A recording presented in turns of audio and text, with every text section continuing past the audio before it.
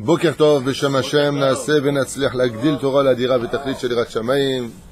Michael, Ayakar, Bezrat Hashem, on est aujourd'hui le vendredi 2 juin, le 8 du mois de Sivan. On vient de passer la fête de Shavuot. Baruch Hashem, Haim Tovim, Ul Shalom, Leilou Nishmat, Claudine, Chamisha Bat Henriette Kouka, Léa Shalom, Leilou Nishmat, Sami Shmuel Ben Elisa, Alav Shalom, un grand homme. Je l'ai dit hier sur lui, juste un rappel. Un grand homme parce que c'était un homme qui savait se remettre en question et dire « Ah bon ». Comme je l'ai expliqué hier longuement, l'importance de savoir dire « Ah bon ». Avec les gens, on a toujours l'impression que tu leur apprends rien, qu'ils savent tout. Et combien même ils ne le savaient pas, ils se remettent pas vraiment en question. Ce beau-père que j'ai le mérite d'avoir comme beau-père était quelqu'un qui était capable de dire « Ah bon, je savais pas ». C'est énorme comme Mida aujourd'hui. En 2017, d'avoir des gens qui sont capables de te dire, alors que comme je l'ai dit, hier soir j'ai expliqué que lui qui venait de Oran, il avait son grand-père qui était le grand rabbin d'Oran, et il avait comme ça des principes très durs d'Oranais, de Mapitom, ça on peut pas, ça on peut. Et quand je disais, mais Shulchan Aruch, il dit pas comme ça, il dit comme ça, il me disait, ah bon? Et il changeait. Il disait, ah d'accord, je savais pas. C'est énorme, c'est énorme. Aujourd'hui, tu dis des choses à des gens, non, c'est là, allez, vas-y, parle. Il y a même des gens petits de taille. Je parle au niveau spirituel. Hein. Tu leur dis, le Rav Ovadia, il dit comme ça, ou le Rav Ben Sion dit comme ça, ou le Rav Boutsafi, il dit comme ça, ou le Rav... Ouais, c'est-à-dire les rabbanim, ils ne savent pas se remettre en question. Quelqu'un qui est grand, c'est pas celui qui a de la connaissance. C'est pas seulement celui qui est humble, parce que l'humilité se définit avec plein de notions différentes. Mais d'être capable de, quand tu parles à quelqu'un, de dire, ah bon? Ah, d'être capable de rentrer dans un nouveau chemin. Bien entendu, on ne parle pas d'hérétiques ou de choses débiles que l'autre va raconter, mais qui ont une morale en eux. Comme mon beau-père qui avait une grande morale en lui. Très loin de tout ce qui est débauche, tout ce qui est sale de l'esprit. Il en était très loin, mais en plus, il savait dire « ah bon ». Essayez avec vos épouses, quand elle vous dit quelque chose, dites « ah bon ». Vous allez voir comme c'est agréable pour celui qui vous parle. D'avoir quelqu'un qui dit « ah bon », s'intéresse un petit peu à ton savoir. En général, tu dis un mot, surtout chez les Tunisiens, bien chez nous. Nous qui venons de la planète Tunis, tu dis quelque chose, Mapitom, c'est tout de suite. Pas du tout. Parce que nous, pas du tout. Tunisien, c'est plutôt pas du tout.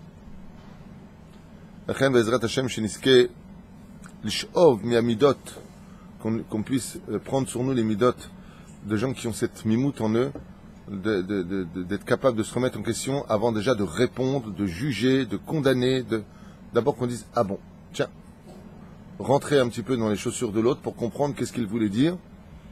Bezrat Hashem. Tov, parasha et parashat Naso. Ze iye gam leilun nishmato. Refoua shlema pour tous les malades d'Israël. Bichlalam moratimi akdosha vateora. Que Dieu bénisse ma maman. Bezrat Hashem lui accorde une grande santé ainsi que tous les malades d'Israël. Yafa bat shemesh ayekara kol am Israël. Kol am Israël. Al parashat Naso yeshna aricha rabba gam bamidrash gam bezohar akadosh. Il disait Chachamim que sa paracha de Naso, vous savez, comme on l'a déjà expliqué à maintes reprises, c'est la plus longue paracha de toute la Torah. 176 psukim. Comme Baba Batra, comme le Télim 119, qui ont exactement la même distance. Amar al-Kar Baal Chidush Harim, le Baal Chidush Harim nous dit Kevan she paracha zo chalat tamid samuch lacharei Chag HaShavuot. Étant donné que cette paracha tombe toujours après la fête de Shavuot, alors, on vient de quitter à l'image de Shabbat Kodesh. Quand on est dans Shabbat Kodesh, on vient de faire 3 séoudot où le pantalon, il hurle. Je sais pas, il y a des gens qui disent que quand tu manges Shabbat ou Yom Tov, tu grossis pas. Ma balance, elle est choleket sur eux. Elle n'est pas du tout d'accord, ma balance. Et mon pantalon n'est pas d'accord avec eux non plus. On veut dire par là que tu grossis pas de sitra hara. Ça n'aime pas nourrir les forces du mal. Ah bah, grossir physiquement, ouais.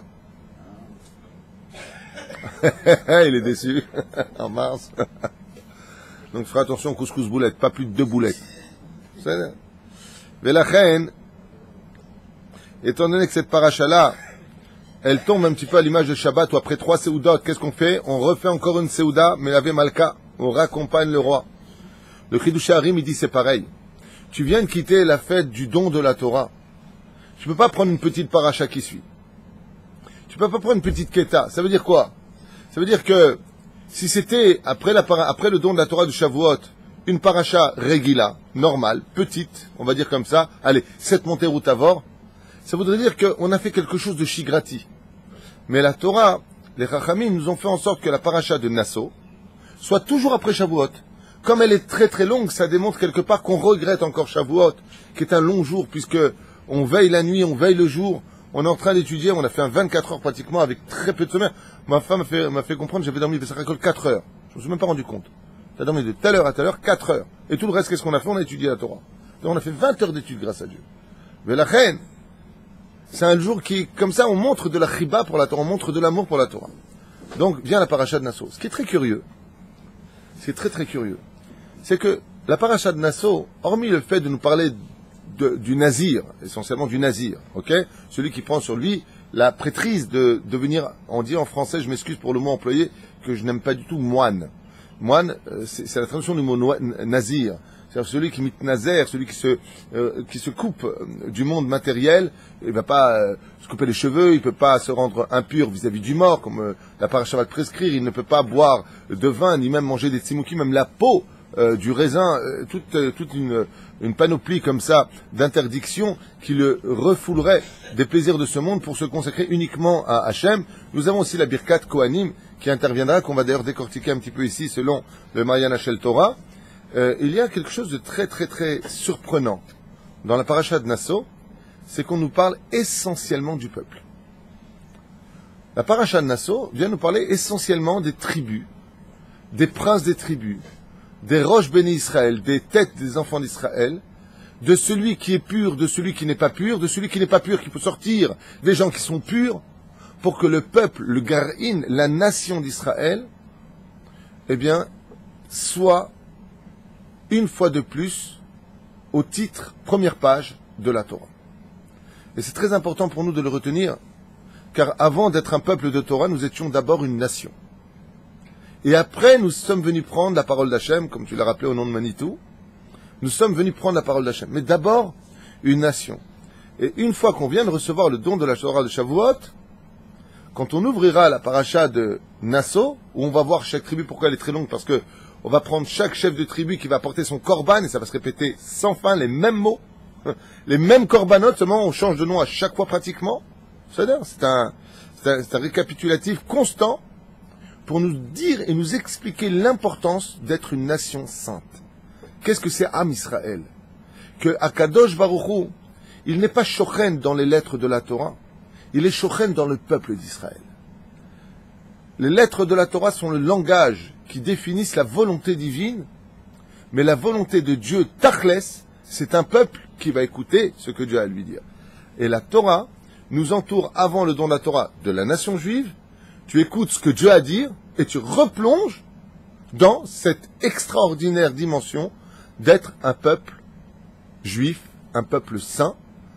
Et malheureusement, quelque part, ça s'accompagne aussi de doutes, puisqu'on nous parle dans la paracha aussi de Nassau, comme le disent les sages, celui qui ne veut pas venir voir Hachem pour lui apporter des corbanotes ou pour se remettre en question, alors il apportera sa femme chez Hachem, parce qu'il aura un doute sur sa fidélité. Je ne sais pas si vous comprenez la puissance des mots qui sont dits ici. Mais on parle du social du peuple d'Israël. On parle vraiment du social. Tu ne veux pas venir me voir. Tu ne veux pas venir voir et te dire, tu ne veux pas étudier la Torah. À quoi ça ressemblerait dans notre génération? Celui qui ne veut pas aller voir les rabbanim pour aller prendre des cours de Torah ou pour étudier avec une chavruta, il finira par venir voir des rabbanim pour des problèmes personnels ou familiaux ou shlom bayit ou social ou éducatif. Comme ça dit la Torah. Tu as le droit de s'attacher à la volée, à ta volée. Aval de toute façon, tu viendras. ולפיכך גילו אז חכמנו התפשטות מופלגת בתורה זו, אשר בה זכו בזמן קבלת התורה. Et ainsi donc, une fois qu'on a reçu la Torah, cette Torah-là ne doit pas rester à l'échelle individuelle, quelque chose de, justement, religieux. C'est bizarre à entendre. C'est-à-dire que la Torah n'est pas quelque chose que je vais aller chercher après le don de la Torah, pour moi. Mais cette Torah que nous sommes allés chercher à Shavuot, on doit la ramener à la dimension de nation, qui est toute la paracha de Nassau. C'est là. Comme c'est marqué, Naso et Rosh, Bene, Gershon, Gamhem. On recommence avec qui? Les chefs des tribus, les tribus, chacun son domaine, chacun son lieu, chacun sa dimension, sa kedusha et son rôle à jouer dans l'histoire en tant que peuple. C'est incroyable. C'est-à-dire, on va chercher un mode d'emploi pour le vivre en tant que peuple, mais nullement en tant qu'individu personnel. C'est pour ça que faites très attention, je sais que je l'ai déjà dit à maintes reprises, mais je répéterai tant qu'il le faudra, c'est que on fait très attention quand on est un homme de Torah d'étudier le chasse, par exemple, ce qui est excellent, et on doit le faire. On fait très attention d'étudier le Tour et le Shulchan Aruch. C'est très important. On va faire très attention d'être Shomer Shabbat, Keil Chata. C'est très important. On va faire très attention aux lois de la Nida, de la Kashrut, du Lashon Hara. C'est très important. Mais il y a quelque chose qui est Kollel encore plus important que tout ça. En quoi il est plus important? C'est que c'est le plateau qui permet de déplacer toute ta personnalité. C'est-à-dire que tout ce que tu as été dans ta vie, ouais, eh bien, va être capable d'être déplacé que si tu as le plateau pour l'emmener dans les générations. Et comment s'appelle ce plateau? Hein? Non. Prenons le Chafetz Chaim. Prenons un exemple pour que vous compreniez quelque chose d'essentiel. Ça veut dire que franchement, si on arrive à s'imprimer ça dans le cœur, le graver dans le cœur, on a réussi une vie de juif, ptatsa, bombe atomique. Je m'explique. Le Chafetz Chaim était un homme droit. Ça le concerne lui ou nous? Lui. Ah, lui, il est droit vis-à-vis d'Hachem. C'était un homme qui était pieux, qui allait toujours au mikvé. Ça le concerne lui ou ça nous concerne nous? Tachles. Lui. C'est un homme qui étudiait 22 heures sur 24 la Torah, ou peut-être 24 heures sur 24, je n'en sais rien. Mais en tout cas, je suis sûr que 22 heures, c'est certain. Ouais. Ça concerne lui ou nous? Tachles. Lui. Il mettait pas de lacet pour pas perdre une seule seconde d'étude. Ça le concerne lui ou nous? Lui. Ça, c'est tout ce qu'il était. C'est tous ces diamants qu'il était. Maintenant, comment il peut emmener ces diamants dans les générations? Il a écrit le Mishnah Brura. Il a écrit le Lashon Hara. Et ça, il a écrit pour lui ou pour nous? Pour nous. Tout ce qui a fait du Chafetz Chaim sa grandeur, c'est pas ce qu'il était lui, ce qu'il a fait pour nous. Il nous a éclairci enfin la halacha. Quand il a écrit, ça veut dire que pour écrire ça, il devait être lui construit. Mais le Chafetz Chaim, ce qu'il a été capable de faire, pourquoi je prends lui en exemple comme plein d'autres? Parce qu'il est Chafetz Chaim. Celui qui veut la vie, après le don de la Torah, dans la dimension de la paracha de Nassau, doit absolument rentrer dans la dimension de faire quelque chose pour son peuple. Regardez, chaque Nassi vient sacrifier ses sacrifices pour sa tribu. C'est pas de moi dont il s'agit, mais c'est des autres dont il s'agit. C'est-à-dire que d'avoir été un homme merveilleux toute ta vie durant. Et c'est ce qu'on a vu avec le Yortzeit de mon beau-père. Quand quelqu'un décède, combien de temps tu peux dire qu'il était Shomer Shabbat? Que le jour de sa mort. Mais dans les générations qui suivent, ça n'intéresse personne. C'est-à-dire que, qu'est-ce qui va intéresser Chafetz Chaim? C'est celui qui a laissé un message pour les autres. Celui qui a construit le peuple d'Israël. Et si tu vas vers cette direction-là, alors tu as de quoi poser toutes tes midotes personnelles sur ce plateau. Le plateau sur lequel tu emmènes ta vie, midoré dorot, c'est qu'est-ce que tu as fait pour les autres. Et tu le vois, quand quelqu'un décède, il y a une grand-mère qui est décédée, tous les gens pleuraient. On m'a demandé de venir faire le SPED. Et avant de monter pour prendre le micro et parler, j'ai dit, mais qui elle était? Elle nous a éduqués, elle nous a trouvé du travail. D'accord, mais elle, qui elle était? Oh là là, si vous savez, j'ai pu travailler grâce à elle, me dit sa petite fille, celle qui me gardait mes enfants. D'accord, mais c'était qui, elle? Ben, en fin de compte, on m'a parlé du plateau, donc c'est certain que si elle a eu tellement de temps pour s'occuper tellement des autres et les aider à se construire, sur 24 heures ou sur une vie entière, mais quand est-ce que tu t'occupais de toi? Eh bien, j'ai dit d'accord, mais les éduquer, oh là là, avec sagesse, avec gentillesse, toujours les casse-routes. Alors cette femme, c'est sûr que c'est quelqu'un de grand. Parce que, non seulement, elle s'est travaillée, mais elle a créé les autres. elle a donné la force aux autres, elle a donné un message aux autres. Et la paracha de Nasso, c'est cette notion d'être capable de voyager dans le temps. Après le don de la Torah vient nous dire, ne viens pas te construire toi personnellement, ça y est. Shalom alay nafshi, j'ai ma petite Gemara dans mon coin, moi je m'enferme dans mon univers. Oui, mais Vadaï, tu dois le faire, attention. Moi je ne fais pas partie des rabbinim qui disent, toi et ton petit truc. Non, non, non. Il faut que tu te construises. Les plus grands de ce monde se sont enfermés. Le Gaon de Vilna s'était enfermé. Alors quoi, quand tu dis ça, tu parles de lui. Fais attention quand tu parles du monde, de la Torah qui étudie la Torah. Oui, il faut t'enfermer. Oui, il faut étudier le chasse plus de 101 fois. Oui, il faut être un homme pieux. Mais attention que tu t'arrêtes là. Vous savez à quoi ça ressemble? Ça ressemble à ceux qui croient que la Torah c'est Bereshit, Shemot, Vaikra, Bamidbar, Devarim. Et il s'arrête là. Non. Après ça, une fois que tu t'es bien construit dans la Torah, il y a le livre de Yoshua, le livre de Shoftim, le livre de Shmuel, le livre des rois, Vechoulé, Vechoulé. Il y a une suite à la Torah. Et qu'est-ce qu'on voit? Que Moshe Rabbeinu, c'est celui qui donne la Torah au peuple d'Israël pour construire le peuple, et celui qui d'arcade de l'histoire, et celui qui vient donner la dimension à la nation juive pour vivre en tant que peuple sur sa terre, la Torah, c'est Yoshua bin Nun. C'est-à-dire que Moshe a donné une âme au peuple, et Yoshua a donné un corps au peuple. Et on voit que ce peuple, eh bien, il bouge, c'est une nation qui bouge, c'est une nation qui existe, c'est une nation qui traverse l'histoire. On n'est pas le livre, on n'est pas le peuple de l'histoire, tu disais la dernière fois au nom de Manitou, mais on est le peuple qui écrivons l'histoire. C'est pas la même chose. On n'est pas un peuple d'une histoire qui est... Non. Mais on continue, et il faut savoir d'ailleurs que notre vie à nous est un livre. Quand on arrive à l'apogée du rendez-vous entre l'homme et son créateur, ça s'appelle Rosh Hashanah, qu'est-ce qu'on dit là-bas? Shlosha Sfarim Niftachim Lefanecha. Il y a 3 livres qui s'ouvrent devant toi.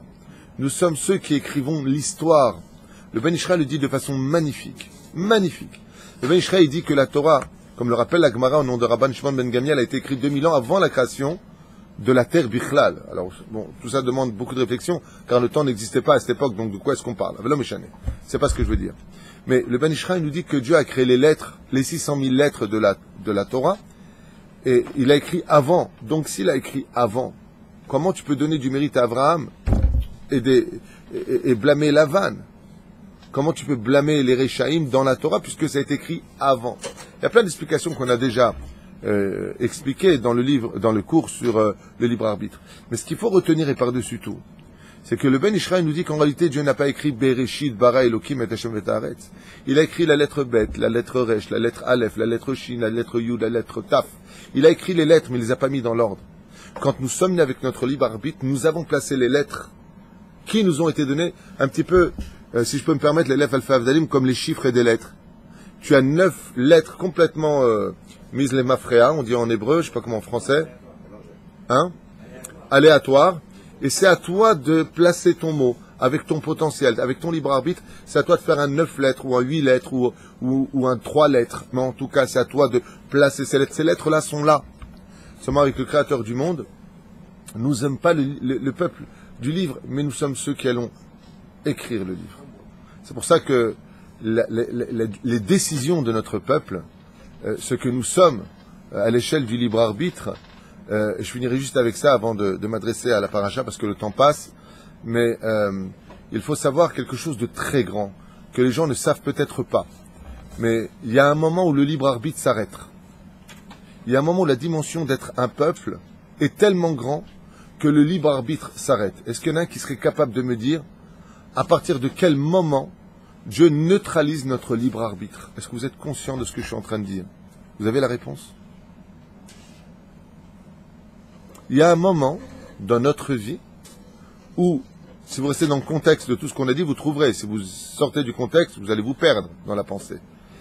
Mais il y a un moment où notre libre arbitre, quelque part, s'annule. Alors je vais vous dire, comme ça on ne perdra pas de temps. Tant que tu restes à l'échelle individuelle, tu gardes ton libre arbitre. Mais si tu passes à l'échelle nationale, tu deviens le pantin d'Hachem. C'est-à-dire que ton libre arbitre ne peut pas réellement servir quand il s'agit de la nation juive. Alors que dans ce cas-là, alors on n'y est pour rien quand il y a des problèmes. Non. C'est au moment du vote que tu gardes encore ton libre arbitre. Qui tu vas voter, c'est à l'échelle individuelle ou générale? C'est individuel, chacun va choisir ce qu'il a à faire.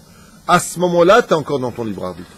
Mais une fois que tu as voté et que celui qui passe au pouvoir, lui, dirige la nation, Hachem le place lui-même de telle façon à ce que les choses se passent comme lui le veut, dans ses plans et non plus dans nos plans à nous. C'est pour ça que, en réalité, nous n'avons élu que celui qui reflète notre volonté de ce que l'on veut.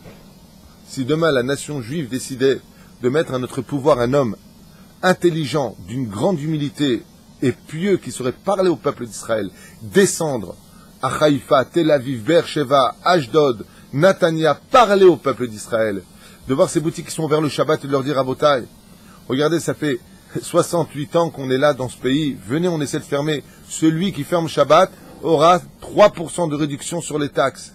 De descendre vers le peuple d'Israël, de proposer à ce peuple d'essayer une fois dans sa vie une teshuva klalit générale. Voilà, quelque chose qui descendrait. C'est possible, c'est pas impossible. Mais il faudra pour cela que le prat, c'est-à-dire que l'individu, décide d'aller mettre ça, son vote, pour quelqu'un qui soit digne de ce rôle à jouer. Et il n'empêche pas pour autant d'être dans une politique droite, où les Arabes seraient remis un petit peu à leur place. Vous avez remarqué quand même, c'est incroyable, je fais une parenthèse dans la parenthèse, le nombre d'Arabes qui siègent au Parlement israélien. Je vous défie de me donner le nom d'un seul juif qui siège au Parlement arabe dans n'importe quel pays arabe. Algérie, il y a un juif là-bas au Parlement qui a le droit de... Ils n'ont même pas le droit d'habiter. D'habiter, ils ont pas le droit. L'Algérie, le Maroc, la Libye, la Syrie, l'Égypte. Depuis quand est-ce qu'un juif il pourrait se permettre d'insulter l'armée? Depuis quand on pourrait se permettre d'insulter l'armée au Parlement avec 30 000 shekels par mois, 32 000 shekels par mois payés, et on se fait insulter devant nous-mêmes? C'est un Marocain qui vient au Maroc.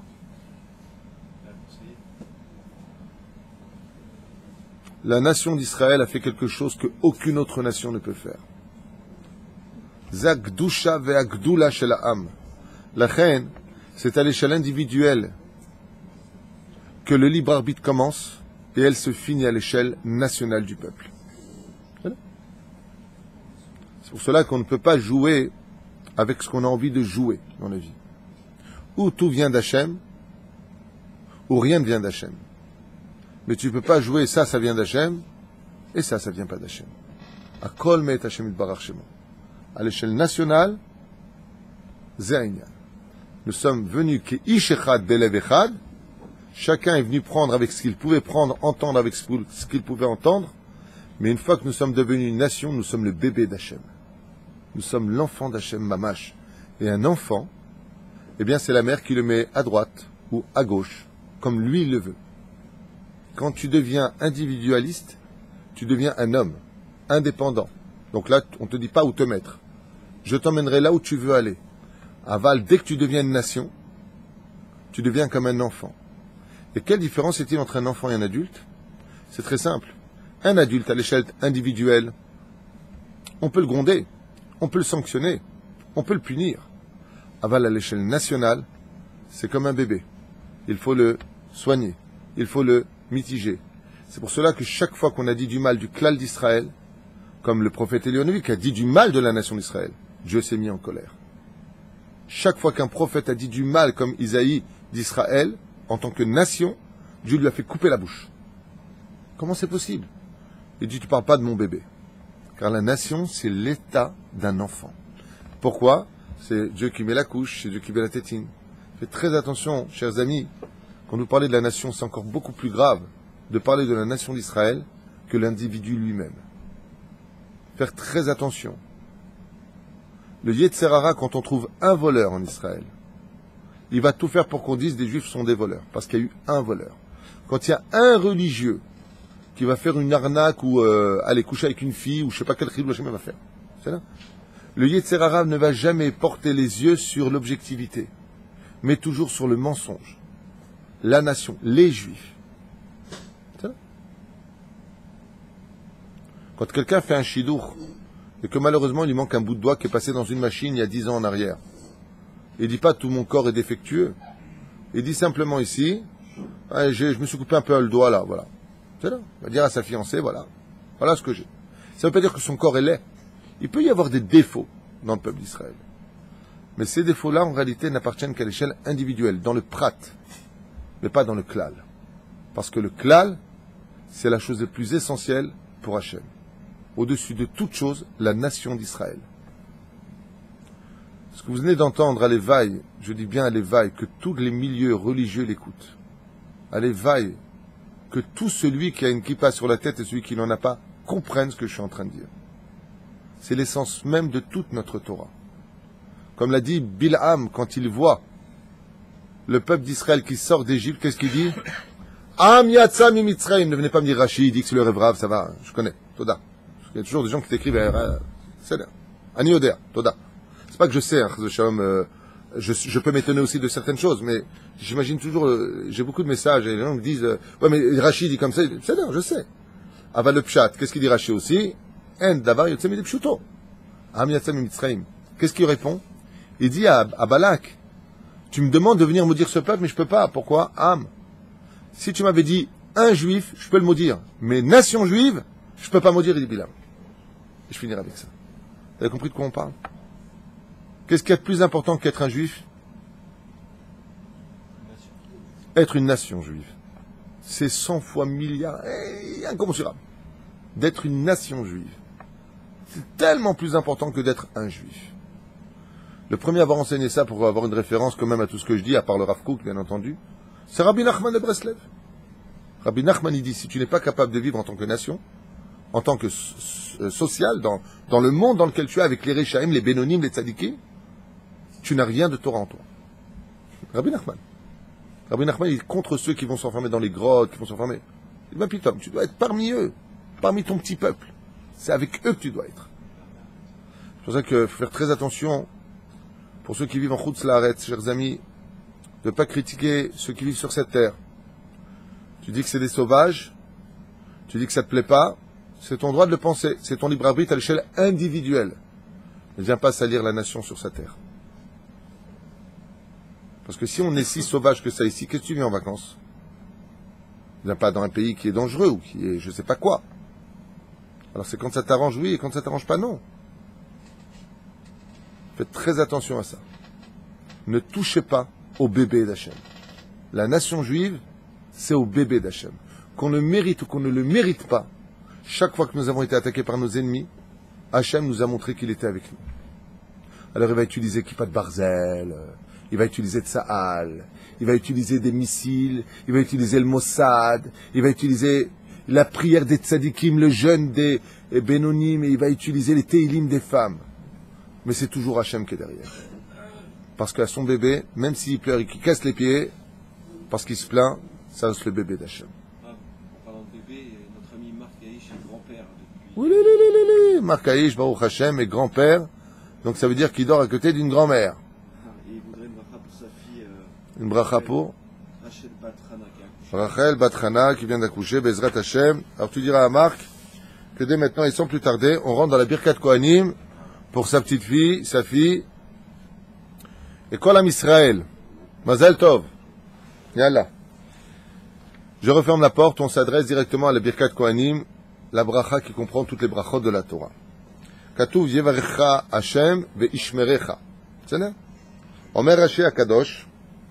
Yevarecha Hashem ve'mamon ve'ishmerecha min hamizikin. Le but, quand on dit Yevarecha, te bénisse, on parle de quoi? De l'argent.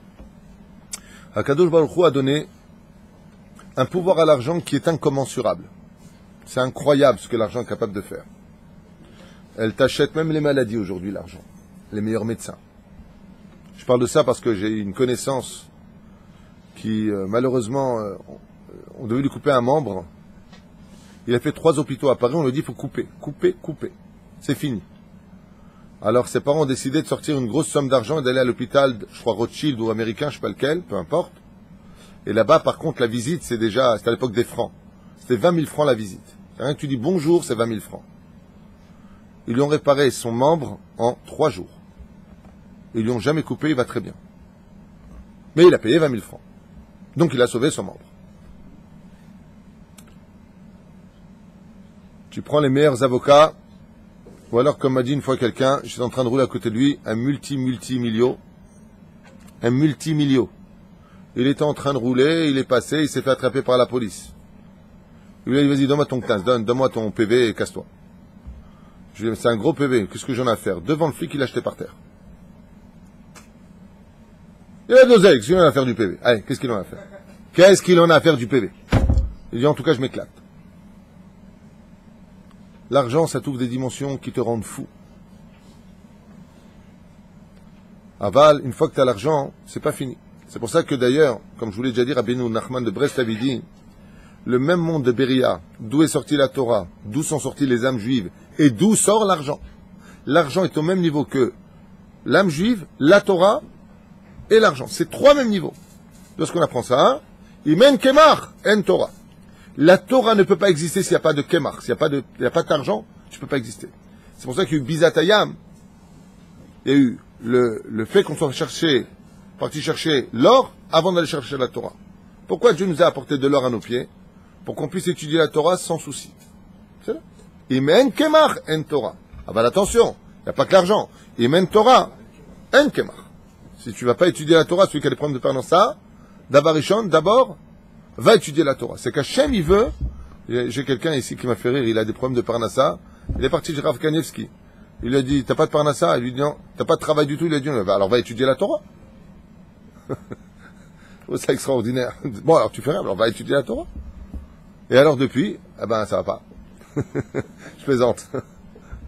Baruch Hashem. Il m'a dit, j'ai exactement la même chose dans le frigidaire, seulement j'ai plus le sourire et la force de le supporter. C'est toute la différence. Ah ben là, on ne sait pas la suite. On ne peut pas dire ça, Chaz v'Shalom. C'est Rav Kanievski qui lui a dit, va étudier la Torah. Itzmach mizeh gdoula. C'est certain. La parole du tzaddik, elle porte ses fruits. Mais une fois qu'on a gagné de l'argent, il y a marqué Veishmerecha. 2 secondes. Yevarecha Hashem, Veishmerecha. Parce qu'une fois que tu as de l'argent, il va falloir que cet argent-là soit une bracha. Des fois, quand tu veux maudire quelqu'un, tu veux lui pourrir sa vie, il était bien, il avait sa femme, menu, sympathique, bien et tout. Il avait ses enfants, papa. Il avait son petit travail de petit électricien, sympathique. Qu'est-ce que tu fais dans la vie? J'ai des tuyaux. C'est Buggy, là, je sais pas comment il s'appelle. Il a des tuyaux. Ouais. Hein? Huggy, les tuyaux. Huggy, les bons tuyaux. Il est plombier, le mec. Il était tranquille. Et il gagne le loto. Il a divorcé. Les enfants sont partis avec sa femme. Il a commencé à fumer des joints. Il est dans la drogue. Autre cas de figure, il ouvre plein de boutiques. Lui qui avait jamais insulté sa femme, il insulte sa femme. Il peut la remplacer facilement avec un taux d'oseille. On a vu la vidéo extraordinaire, c'est un truc de fou pour montrer la force de l'argent. Ils ont pris un Mexicain, j'en ai déjà parlé dans une vidéo, mais ça m'a tellement surpris. Ils ont pris un Mexicain, mais moche. Mais quand je dis moche, même les Dalton étaient plus beaux, tu vois. Et il drague une fille dans la rue, c'est une caméra cachée. Comment vous voyez? Il drague une fille dans la rue, la fille elle le regarde, mais casse-toi. Mais ils lui ont donné juste une Lamborghini Countach rouge qui vaut une fortune. Il dit, bon, tu veux pas faire un tour avec moi? Il insiste comme ça, avec une casquette, tu vois. Et la fille, elle lui dit, non, pas du tout. Il dit, bon, bah tant pis. Il rentre dans la voiture, elle s'arrête, elle va en arrière, elle lui dit, ok, je viens. Elle lui dit, mais il faut que tu m'embrasses. Et il l'embrasse sur la joue. Regardez ce que c'est la force qui peut tourner la tête d'une personne. C'est une klala. C'est pas une bracha. La reine Torah nous dit, Yevarechecha Hashem bemamon, veishmerecha, mais que Dieu te garde. Parce que l'argent peut te rendre malade, peut te rendre orgueilleux, peut te faire briser le monde. Tu étais rien, veishman yishurun vaivat. Tu étais rien du tout avant. Tu étais agréable, tu étais social. Depuis que tu es devenu riche, tu es devenu insupportable. Tu parles mal avec les gens, tu te comportes avec orgueil. Tu as changé. Donc la Torah vient nous dire, Yevarechecha Hashem, veishmerecha. Ken, c'est quoi la question? La question c'est comment on sait, de Émilie Chantal, comment on sait que si notre argent vient du bon endroit? Al-Pi Halakha, tu pourras uniquement le savoir. Et qu'est-ce qu'on appelle un argent qui vient du bon endroit? Derech Hagav, à propos de cela, il faut savoir quelque chose. Il y a des gens qui peuvent très bien gagner leur vie. Ils peuvent gagner 30 000 shekels par mois. Ça existe. Ils peuvent gagner 50 000 shekels par mois. Il y en a même qui peuvent gagner 100 000 shekels par mois. Mais ils n'y arrivent jamais à la fin du mois. Leur vie est malheureuse. Ils ne voient jamais les enfants. ils sont tout le temps nerveux, c'est qu'il n'y a pas de bracha dans l'argent. Je m'explique clairement. Ce qui touche à la gdusha et la perfection de gagner sa vie avec bracha, c'est quand tu as de la qualité dans ta vie grâce à l'argent que tu gagnes. Mais si toute ta vie, cet argent que tu as eu dans tes mains, il t'a pas vu voir la plus grande bénédiction, tes enfants grandir, que tu as acheté des souvenirs avec eux, que tu es en train de jouer par terre avec eux, que tu emmènes ta femme manger une glace, boire un café au restaurant, si cet argent ne te permet pas de vivre ta vie de famille, que quand ta femme elle revient du mikvé, toi tu reviens du bureau, tu es crevé en train de sentir le fauve, enfin, c'est pas de la bracha, c'est de la klala. Alors, hormis le fait qu'à pied halakha, on doit être, bien entendu, voir un rav, à savoir, voilà, je travaille dans tel bureau, je travaille dans tel truc, est-ce que c'est cachère? Ça, c'est le pshat. Il y a des gens qui vont travailler dans le cachère, mais leur argent, c'est une malédiction. Non seulement ils n'arrivent à rien régler, non seulement ils sont toujours en train de grogner, non seulement ils sont toujours en train de faire attention, mais en plus de cela, ils n'ont pas de vie de famille. Alors, t'as quoi? Eh ben, t'as rien. Ça vient de la sitra hara. C'est pour cela que B'siyata d'Ishmaïa, celui qui va avoir la bracha dans l'argent, il doit avoir de l'argent qui lui permet de vivre sa vie de qualité. C'est-à-dire, est-ce que je vis pour travailler, qui est une malédiction, ou est-ce que je travaille pour vivre? C'est très simple à entendre, mais très dur à réaliser. C'est-à-dire que si ma vie de travailleur ne me donne pas la possibilité de vivre le bonheur que Dieu m'a donné, qui est ma maison, mes enfants, ma femme, ma vie, que je puisse avoir une vie de qualité, c'est qu'il faut que je me remette en question sur tout ce que je suis moi-même. Il y a des choses qui ne vont pas dans ma vie. Alors je vais voir Hachem. Je demande à être beau des doutes. Parce que la différence entre un esclave et un roi, c'est que l'esclave est dirigé par le temps. C'est pour ça qu'il est quitte des mitzvot shazman grama, provoqué par le temps. Il est comme une femme, il est comme un enfant, comme un idiot. C'est marqué dans la Gemara, comme ça. Comme choté. Mais un roi, c'est celui qui dirige le temps. Comme dit le Rambam dans le Chodéot, je travaille, je dors, j'étudie, j'ai ma femme, j'ai mes enfants, j'ai mes parents, j'ai ma vie. Si je suis capable d'avoir ça dans ma vie, alors peu importe ce que tu gagneras, tu es quelqu'un de riche. La vraie richesse, c'est d'avoir l'opportunité de vivre son royaume. Son royaume, c'est sa reine, son épouse, les sujets, c'est les enfants, le royaume, c'est la maison, et peu importe quelle est la maison, grande villa, petite maison, la prairie, peu importe. Si tu rentres et que tu as ça dans ta vie, alors tu as une vraie bénédiction. La famille, la famille, c'est tout dans le judaïsme. Et comme Dieu, il a eu peur de nous, les embrouilles là qu'on n'a jamais le temps, il a créé le Shabbat. Shabbat, c'est réunion de famille, c'est on ne travaille pas. C'est enfin le moment où on a la famille. Et qu'est-ce qu'il fait le Yetzer Hara? Il fait en sorte que quand vient la famille, enfin ce moment-là si crucial, eh ben quoi? Ça explose. Voilà. Et après tu te demandes pourquoi tu travailles. Même si tu prends 50 000 shekels au bout du mois, tu vois pas la famille te fâcher avec celui-là, ta femme elle fait la tronche, la rate qui se dilate, les enfants ils hurlent, le mec il en peut plus. Et il se demande pourquoi il travaille. Et les billets deviennent à ses yeux, poussière. Chaval. Chaval. Donc qu'est-ce qu'on appelle la bracha pour la question qui a été posée? C'est pas ce que tu gagnes la bracha. La bracha c'est est-ce que ce que tu gagnes te permet de vivre heureux. Il y a des gens qui ont été très pauvres dans leur vie, qui ont gagné très peu d'argent, mais ils avaient la valeur de la vraie valeur de ce monde. Voir les enfants, les petits-enfants. Alors avec très peu, ils faisaient beaucoup de choses. Moi j'ai connu une famille qui m'a raconté comment ils faisaient leurs vacances. La vérité, j'aurais pas pu aller avec eux. Mais quand ils me racontent leurs vacances, je me disais, qu'est-ce qu'ils kiffaient? Ils allaient, tu sais,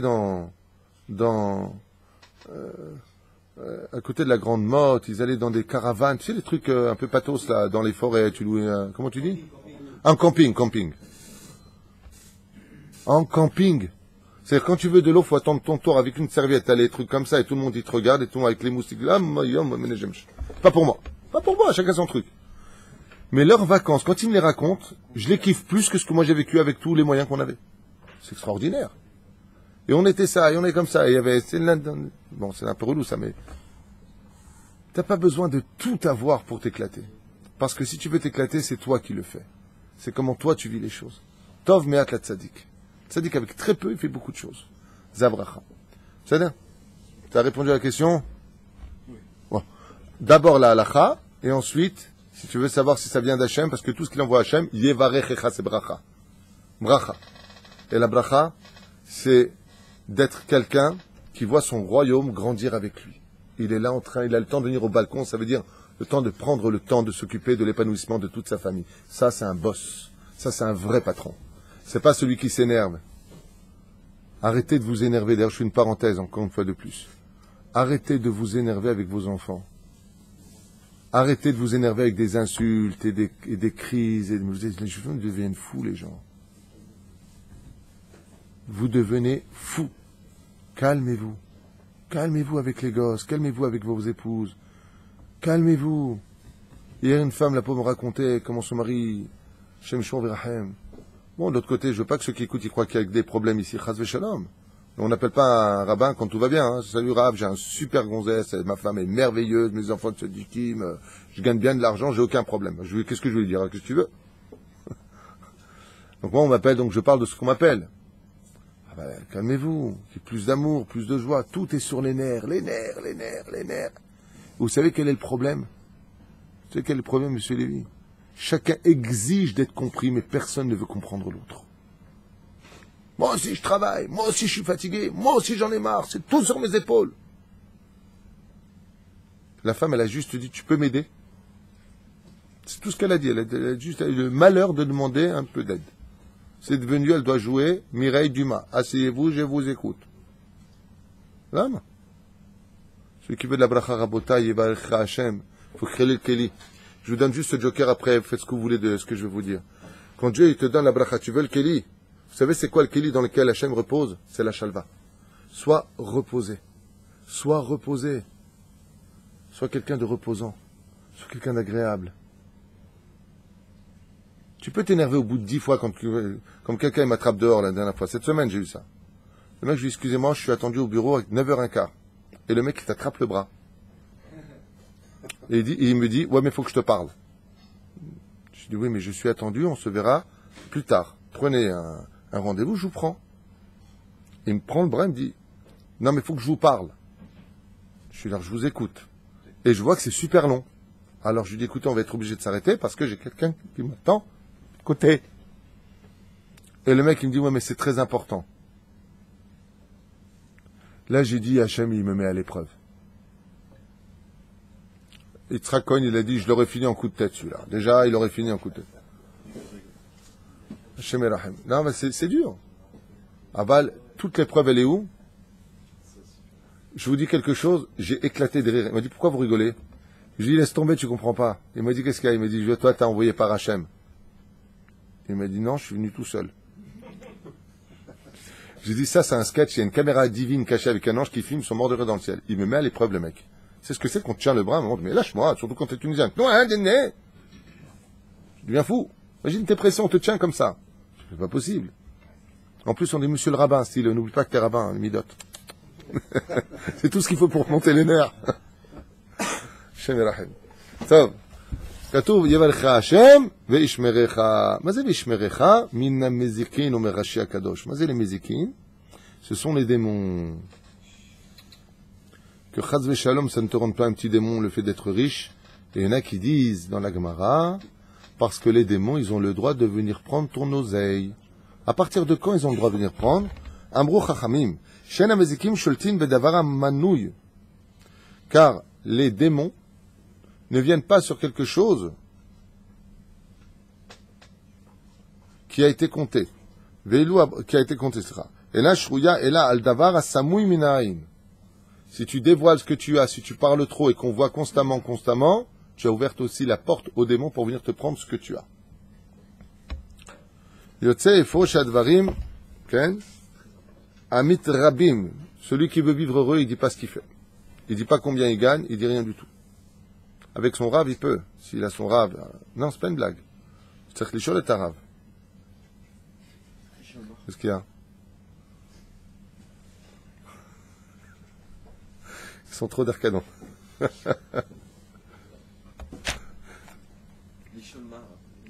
Ma. Non, il a eu bonjour Rav, je gagne tant, c'est ridicule. Mais s'il veut savoir comment dispatcher son argent, comment diriger son argent, chez Karda Torah. C'est non. Le gamme Rabbi Moshe Deri Zatzal, il disait que même sa propre épouse ne doit pas savoir combien gagne le mari. Des fois, ça vaut mieux dans cette génération. Quoi, tu gagnes rien, elle va lui dire. Pourquoi? Rabbi Moshe Zatzal, il disait que c'est pas bien qu'une femme sache exactement combien gagne le mari. Attention, moi je suis le premier à dire qu'un homme et une femme doivent être deux amis et choutafim. Mais que les gens ne servent pas de ce que je vais dire comme eux ils ont envie de le comprendre. C'est-à-dire, je gagne ce que je gagne et toi je te le dirai pas. Non, non. Rabbi Moshe Zatzal disait les mots suivants, pas vos mots, parce que vous avez envie de comprendre. Je fais très attention parce que je me rends compte qu'il y a une petite anomalie au niveau de l'esprit de toujours vouloir comprendre comme on veut comprendre. Il disait pourquoi? Il disait que l'homme met toujours un petit peu d'argent de côté, que dans le cas où il y a un coup dur, il soit l'homme de la ketouba, où il y a marqué là-bas qu'il doit assumer sa femme, il doit lui donner un toit, il doit lui donner des vêtements. Quand la femme, elle dit « Umana asar il dit « Ne t'inquiète pas, ani istader ». C'est là. Ne t'inquiète pas, ani istader. Yeshuksat minatzad, que sa femme, elle voit qu'elle a besoin d'être fière de son mari. C'est dommage que la femme soit fière de son mari que quand il y a de l'oseille. Mais ça fait partie de Rabbi Moshe disait comme ça, que c'est très important pour une femme de savoir que bah lipo, mais à mon mari ça va. Mon mari s'en sort toujours. Mon mari il se laisse pas avoir par les événements, il se laisse pas avoir par les échecs. C'est un homme qui se bat. Et combien de fois j'ai entendu cette phrase? Combien de fois j'ai entendu? Je suis pas inquiète, mon mari est un battant. Elle a besoin de ça la femme. Sinon ça casse. Elle a besoin, c'est une femme. Dieu l'a créée telle quelle. Clic et boule. Mais l'homme il doit Bezrat Hashem pour cela être celui dont on a parlé avant. L'homme de la nation juive, l'homme de sa propre famille, l'homme aimant et aimable qui se calme, qui arrête d'insulter, qui arrête de s'énerver, vider ses nerfs sur tout le monde, et seulement après la bracha d'Hachem, et il pourra mettre de l'argent de côté. Voilà. On regarde toujours ce qu'on n'a pas, mais on se demande jamais pourquoi on ne l'a pas. Est-ce qu'on est vraiment bien dans nos midotes? Je vais vous raconter une histoire personnelle. Une fois, j'ai reçu un couple, d'ailleurs quand j'ai raconté une fois dans un cours, j'ai reçu un couple, et j'ai tout de suite remarqué la conduite de la femme. J'ai dit, elle, c'est un Gilgoul de Gremlins. Mais après minuit, quand ils ont mangé, tu vois.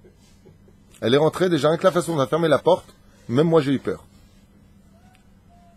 Qu'est-ce que j'ai fait? J'ai pris mon portable, et j'ai enregistré, sans qu'elle le voie, et je l'ai mis comme ça sur le bureau. Et on a commencé, j'ai dit, qui parle? Moi! Allez-y. Histoire véridique. Et elle commence à parler. Le mec, il a essayé de dire deux mots.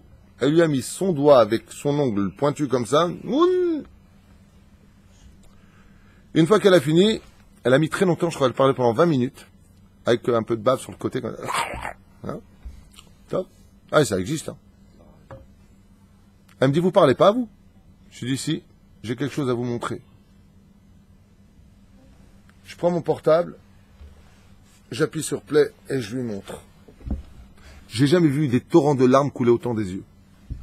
Elle était comme ça. Elle s'est vue les narines gonflées, la chnana qui tombait, les nerfs, comme elle fait à son mari. Je lui ai dit, c'est juste vous, madame. Elle m'a dit, je ne savais pas.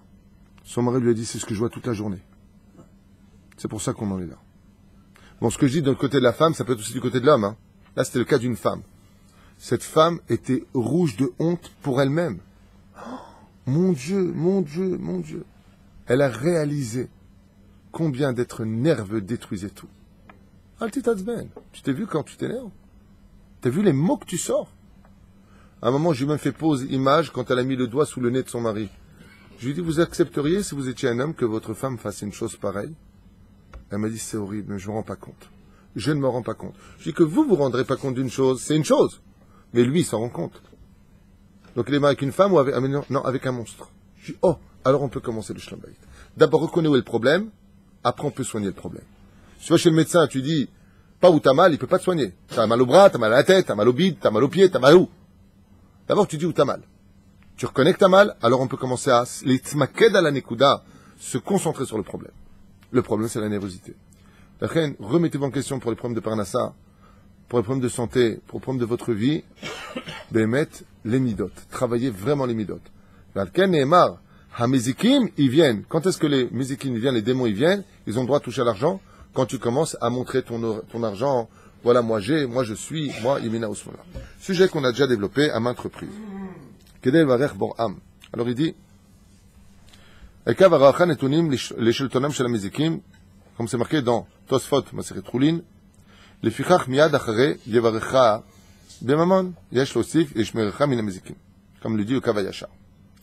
dans un autre cours, j'ai expliqué pourquoi les Mézikim ils viennent prendre l'argent. D'un côté, il ne faut pas compter ce qu'on a, parce que Dieu peut te rajouter, parce que tu ne sais pas ce que tu as. Mais d'autre côté, quand tu ne sais pas ce que tu as, les Mézikim, ils peuvent venir te prendre, puisque tu ne sais pas ce que tu as, donc tu ne vois pas la différence. Donc d'un côté, il ne faut pas compter. De l'autre côté, si tu ne comptes pas, ça comprend aussi un problème. Donc c'est bien que dans le cas où une personne doit compter ce qu'elle a dans son porte-monnaie pour X raison, qu'ils disent à chaque fois, Be'ezrat Hashem. Hashem Ishmoriti. Be'ezrat Hashem sont aussi les initiales de Bli Ayin Hara, qui n'est pas d'Ayin Hara. Be'ezrat Hashem. Bli Ayin Hara. C'est là. Pas chou. Il nous reste, je voudrais quand même vite finir. Ya'er Hashem Panav.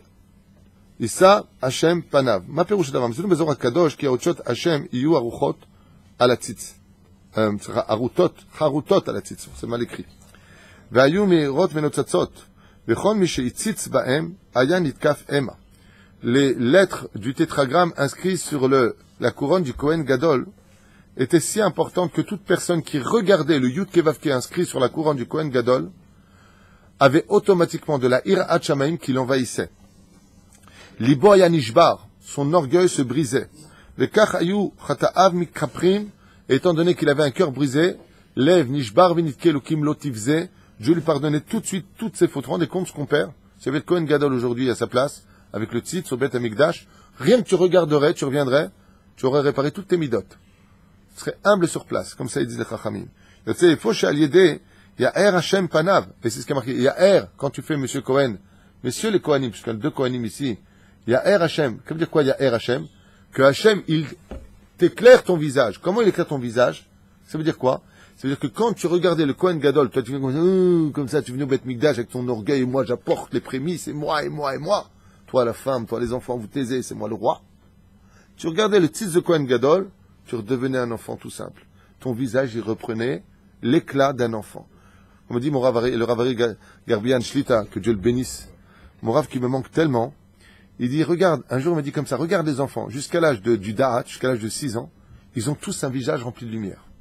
Depuis qu'il m'a dit ça, je regarde, c'est la vérité. Tu vois les enfants, il y a quelque chose de pur en eux. Et j'ai dit, pourquoi à partir de 6 ans, et ça s'en va?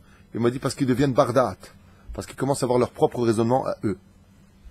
Et donc, ils s'investissent déjà de leur réflexion personnelle. Et avant, c'est quoi? C'est la tmimout qui est en eux.